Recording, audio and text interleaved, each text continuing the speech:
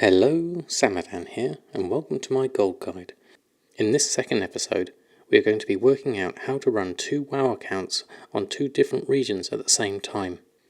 It seems simple to start with, but as we'll discover, there are a few things to consider when it comes to setting up for gold making. Why am I playing on two different regions? Part of it is because of the challenge and learning experience. I will have 0 resources, no Brutosaur, no heirlooms on NA. My audience on Twitch is divided between both regions, so it will be nice to be able to play with more people. I also get to see what it's like with cheaper tokens and a completely different market. I want to keep on playing with my EU account as well, so I want to have both accounts active and playable at all times. The great thing about having two accounts will be that I can craft in one while playing on another. They may not be able to share resources, but I can be more effective with my time. If ever there is downtime for server maintenance in one region, I always have a backup region to hop on over to. So let's get started. You can have up to 8 WoW accounts attached to one Battle.net account, in addition to all the other Blizzard games you might own. To add another WoW account, go to your Blizzard account and select Games and Subscriptions from the left menu.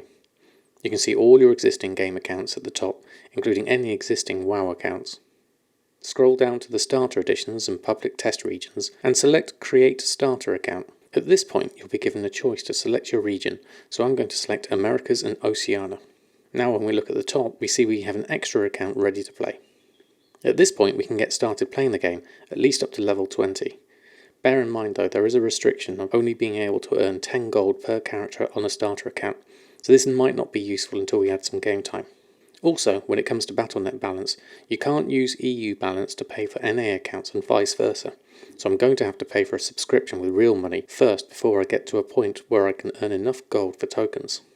Now, when you go into your Battle.net launcher, you'll have a choice of which account you want to play. We select the US account and click play and off we go. Simple. If you want to play on my EU account at the same time, all I have to do is go back to the Blizzard launcher, change my account and click play for that game too. Wonderful. However, what happens when a game update gets released for NA on a Tuesday, but the same update won't happen for EU until the Wednesday?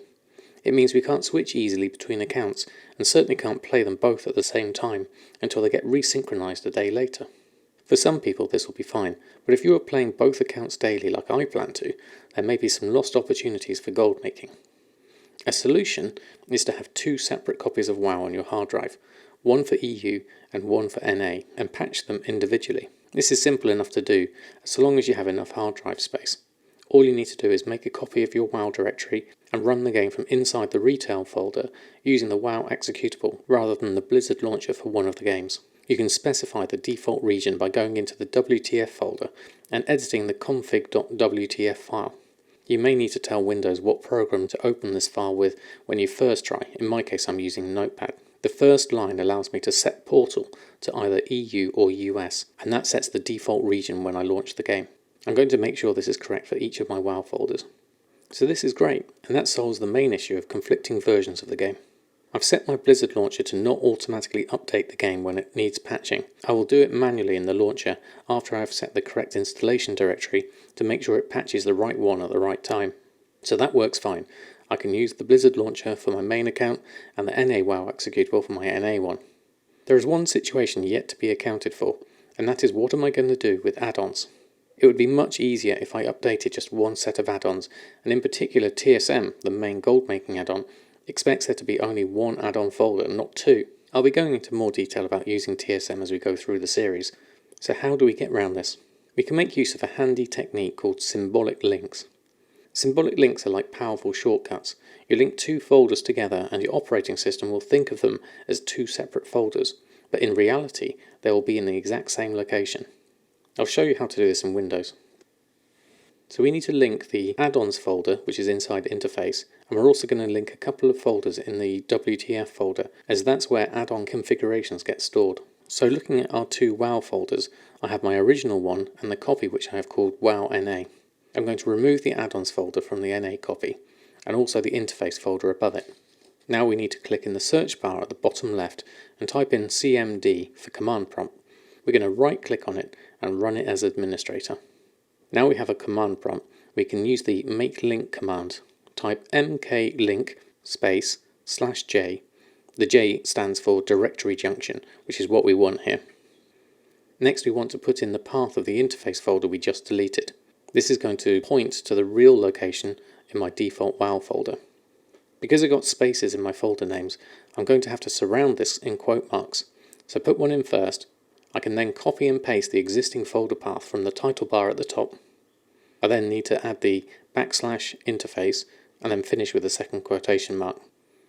Next, a space and another quotation mark, and then we can copy the path of the actual interface folder that contains all the add-ons. Finish with a quotation mark and then press enter. If it's all gone correctly, you'll see there are now an interface folder back in our NA directory with a little shortcut icon. When we click inside this folder, the address bar at the top doesn't change. It acts as if the add-ons are all there, even though in reality we are now inside the original add-ons folder. So this is awesome. Now we need to do the same with the other two folders in the WTF folder, because these contain add-on configurations. I'm going to delete the account and saved variable folders on the NA side. Account we definitely need to Symbolic link. Saved variables I'm not fully sure on, but we're going to do it just in case. Now we need to rebuild the links just like before. Make link /j, the link folder, add the slash in, and then account, then the source folder, and then just double check that they are created correctly. And let's do the final one, saved variables folder. And there we're done. We have two mostly independent WoW folders that can get patched at the correct time without upsetting the other.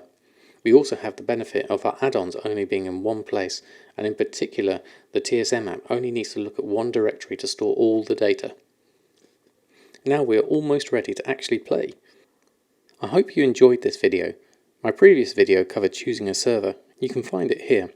Please subscribe and turn on notifications so you can follow along and know when the next episode is released. I'm really looking forward to continuing this series. Let me know what you think in the comments below. Until next time, happy gold making, and I'll see you very soon.